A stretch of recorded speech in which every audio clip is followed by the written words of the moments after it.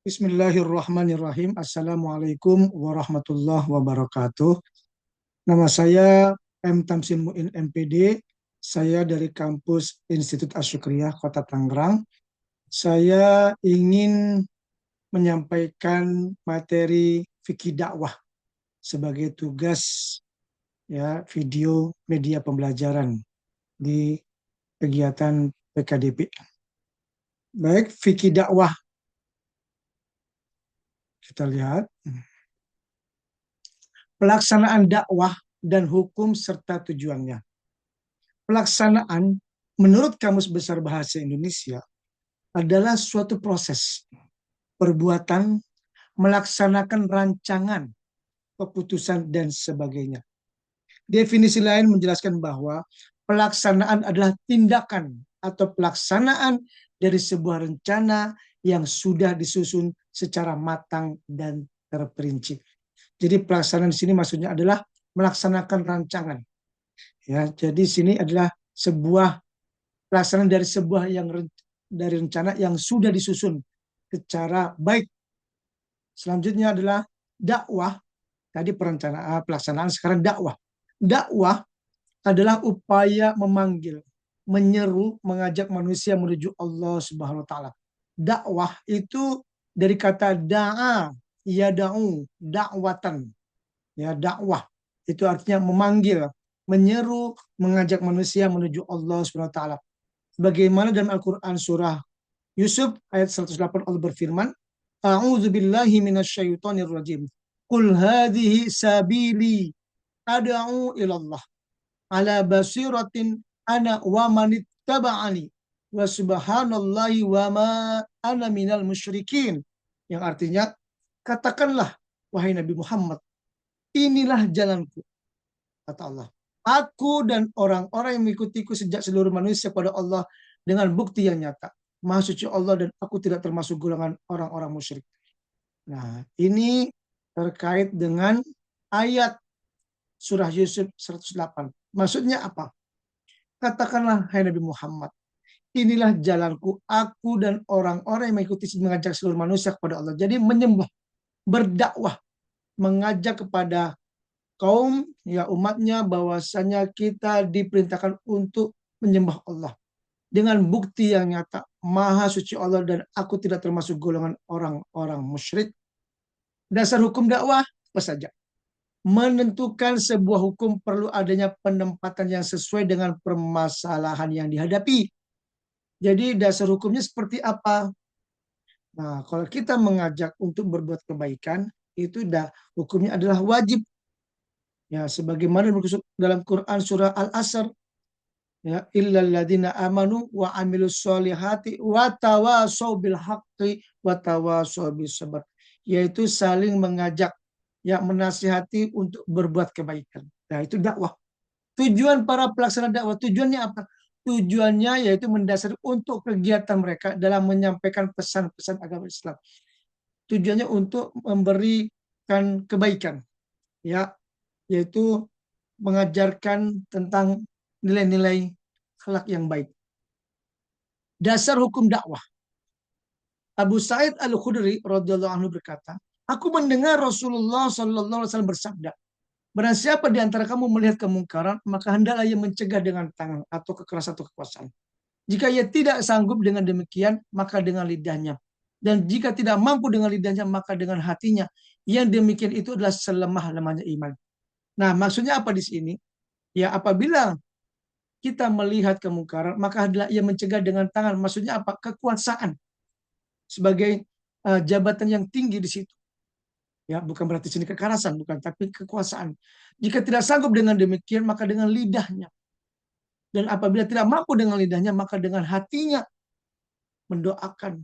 Ya, dengan itu adalah selemah-lemahnya iman. Hukum secara umum yang pertama adalah pelaksanaan kegiatan dakwah ditetapkan sebagai kewajiban. Hukumnya wajib, yang hukumnya fardu kifayah. Hal ini disebabkan karena tidak mungkin semua orang memiliki potensi sebagai mubalik dan dapat melaksanakan dakwah dengan baik. Ya, betul, tidak semua orang memiliki potensi sebagai mubalik, betul. Setidaknya memberi contoh yang baik-baik. Yang kedua, hukum secara khusus adalah ketetapan hukum yang dijatuhkan kepada seorang yang keluar dari hukum fardu kifayah disebabkan oleh tingkatan kemampuan dan ketidakmampuan seseorang. Nah, itu hukum ya terkait pelaksanaan kegiatan dakwah adalah fardu kifayah. Tujuan para pelaksana dakwah apa saja? Yang pertama, tujuannya adalah menyebarkan ajaran Islam. Jadi selama ini masyarakat-masyarakat yang belum tahu tentang Islam, kita sebarkan, kita ajarkan mereka. Yang kedua, memberikan pemahaman yang benar. Inilah ajaran Islam yang benar.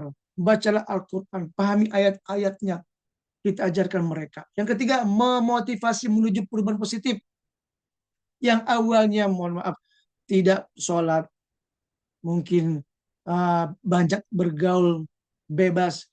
Nah, kita berikan motivasi agar berubah menuju kegiatan yang positif, yaitu kegiatan di dalam masjid, ya, organisasi-organisasi yang mendidik. Yang keempat, memperkuat akidah dan iman. Akidahnya harus diperkuat dengan apa? Belajar tentang akidah, tauhid, dan imannya. Yang kelima, membimbing menuju kesejahteraan spiritual dan duniawi. Dibimbing. Jadi, sholat berjamaah, sholat sunnah, mengaji bersama-sama. Jadi itu membimbing. Inilah tujuan pelaksanaan dakwah. Yang keenam, menciptakan masyarakat yang bermoral. Ya kita ciptakan masyarakat ini berakhlak karimah. Ya tidak menghina, tidak berkelahi, ya bergaul dengan baik. Yang ketujuh, memperkuat solidaritas dan meresatukan umat. Ya, ini ya kita buat acara-acara yang menarik, acara-acara yang mendidik pastinya. Yang kedelapan, menghadapi tantangan dan perubahan zaman. Zaman sekarang, zaman teknologi yang meningkat, sudah banyak orang-orang bermain gadget. Nah, kita hadapi dengan tantangan yang baik, dengan mendekati orang-orang atau anak-anak yang sudah kecanduan gawai, kita didik mereka dengan pendekatan yang baik. Yang sembilan, mengembangkan pemimpin-pemimpin berkualitas. Kita ciptakan anak-anak kita, generasi kita untuk menjadi pemimpin yang lebih baik, yang berkualitas, ya, yang mana dia beramanah. Terakhir, 10, mendukung pembangunan masyarakat, mendukung pembangunan masyarakat seperti masjid, seperti perkumpulan-perkumpulan untuk acara-acara yang mendidik. Nah, kesimpulannya apa? Yang pertama, para pelaksana dakwah dalam mencapai tujuan berdakwah harus memiliki suatu pemahaman yang luas dan kuat.